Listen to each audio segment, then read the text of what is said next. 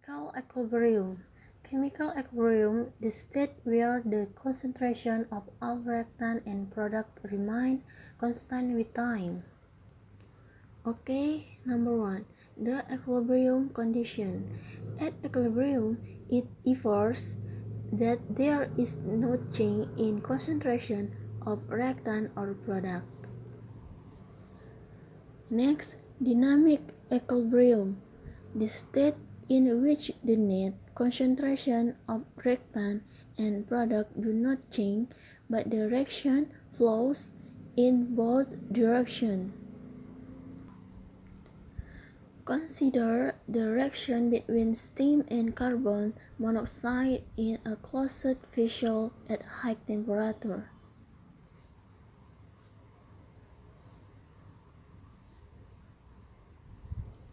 If we plot the concentration of water or carbon monoxide as well as the product, hydrogen and carbon dioxide over time, we can see the point of equilibrium.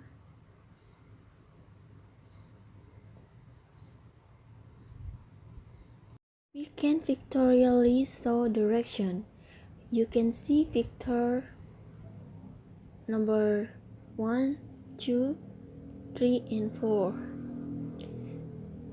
The equilibrium position of a reaction left, right, or somewhere in between is determined by many factors.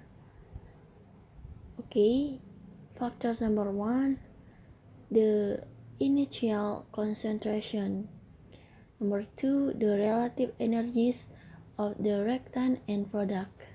Number 3, the relative degrees of organization of the reactant and products. Energy and organization come into play because nature tries to achieve minimum energy and maximum disorders. The characteristic of chemical equilibrium. To explore the important characteristic of chemical equilibrium, we will consider the synthesis of ammonia from elemental nitrogen and hydrogen. N2 plus 3H2, 2NH and H3. When gases nitrogen, hydrogen, and ammonia are mixed in a closed vessel, no apparent change in the concentration occurs over time, regardless of the original amount of the gas. Why? Number 1, the system is at chemical equilibrium. Number 2, the forward and reverse reaction are so slow that the system moves toward equilibrium at a rate that cannot be detected. Because nitrogen 2 had triple bonds, it is very stable and will not react at room temperature.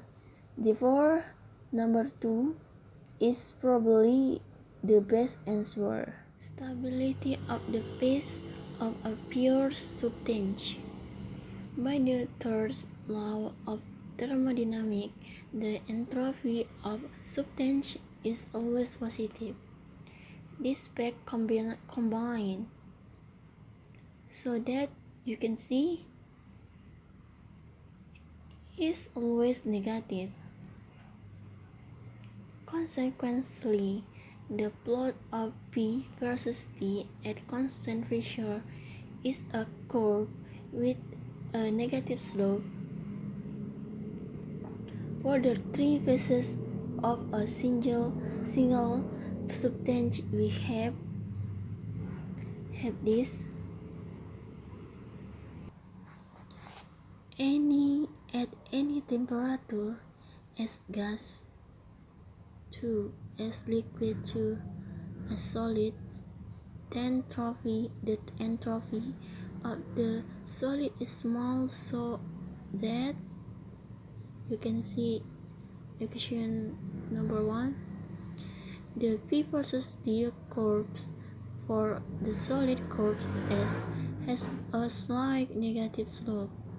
The V versus D curves for the liquid has a slope which is slightly more negative than that of the solid. Curve E, the entropy of the gas is very much larger than that of the liquid, so the slope of curve G has a large negative value. The curves have been drawn as straight lines. The should be slightly concave downward. However, this refinement does not affect the argument. Pressure dependence of P versus D curves. At this point, it is natural to ask what happens to the curve if the pressure is changed. This equation is answered using equation this in the form dV equal PdV. If the pressure is decreased, dV is negative, V is positive.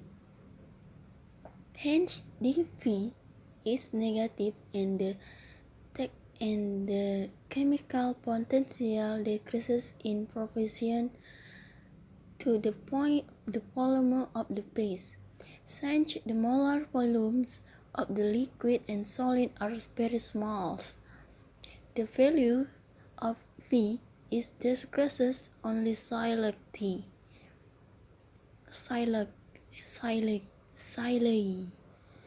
For the solid from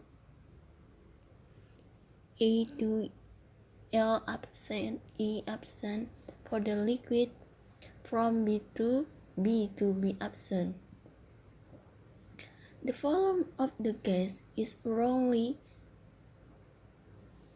100 times larger than that of the solid or liquid.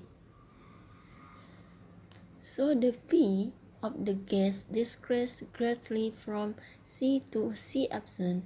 The curves at the lower pressure are shown as these lines parallel to the original lines.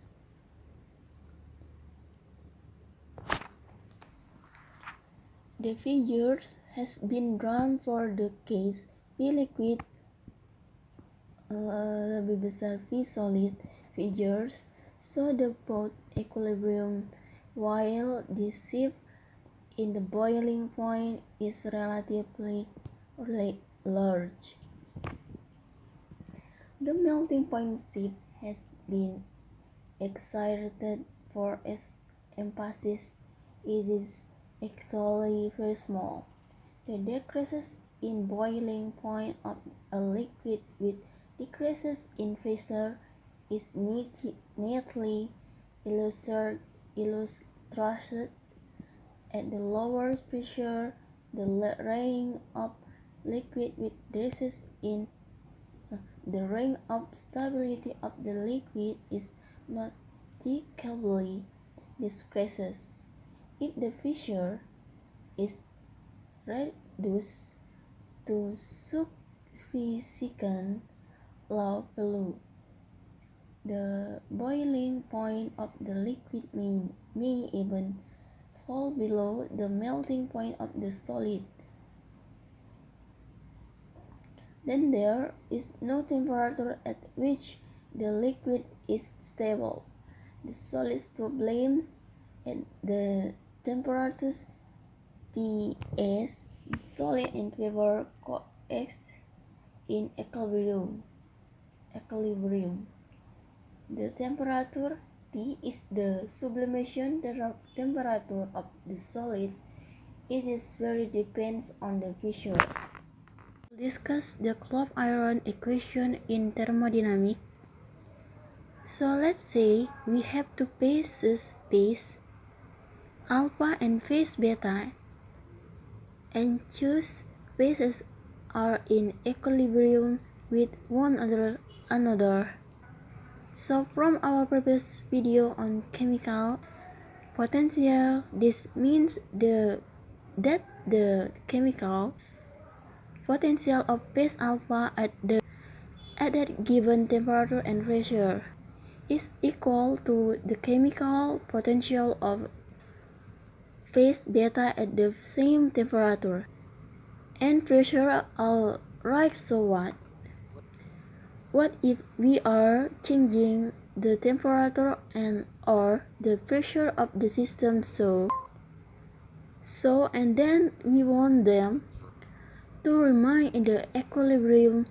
Mean that the partial derivative of the chemical potential of phase alpha with respect to temperature at constant pressure time the change in temperature dt plus d mu alpha dv, the derivative with respect to pressure at temperature times dv. This has to equal the same result for phase B. So how the chemical potential of a changes with respect to temperature and pressure has to be measured by the same sum of those derivative for phase B. Alright, for a given phase, we show that chemical potential is equal to the molar Gibbs energy of that phase. So the partial derivative of the molar Gibbs energy of a given phase with respect to temperature from our previous videos is equal to the negative molar entropy of that phase and the partial derivative of the molar Gibbs energy of the phase with respect to pressure and at constant temperature is equal to the molar volume of the phase. So now we have that minus S bar alpha dt plus V bar alpha dV equals minus S bar beta dt. So the changes in the temperature and pressure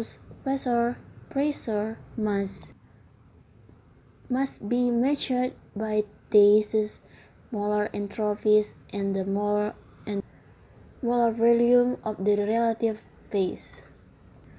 So if I collect the dV and the dt to one side and then divide both sides by dt, what it can rearrange this equation into is that dv dt is equal to S bar beta minus S bar alpha molar entropy of phase minus B molar entropy of phase by divided by V bar beta minus V bar alpha. The difference in molar volumes in the phase and this is equal to, well, this one phase, this is another, this is one phase, this is another. So what? So that is the entropy change of transition between alpha and beta, and this is the molar volume change of transition between alpha and beta as well. So that will be a final finished equation, but we can take it a little bit further. We know that the Gibbs energy is equal to the enthalpy minus temperature times entropy. So the transition molar Gibbs energy is equal to the molar enthalpy of transition minus the temperature times the molar entropy of transition. And at equilibrium, the Gibbs energy of transition is equal to zero if we are at any coincident curve. The Gibbs energy of the two faces on the curve is equal to one another. So the Gibbs energy change during a phase transition is going to be zero as the phases are in equilibrium. So delta H bar minus T delta trans S bar equals zero.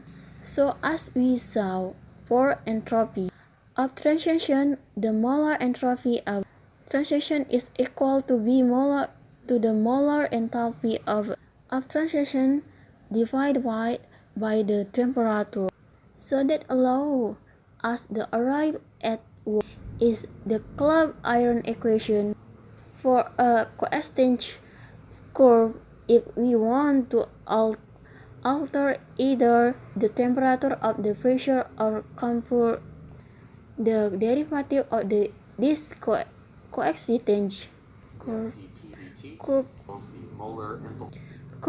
with respect to temperature. We have dV dt equals the mole enthalpy of transition divided by temperature by the temperature of the transition times the molar volume change of transition.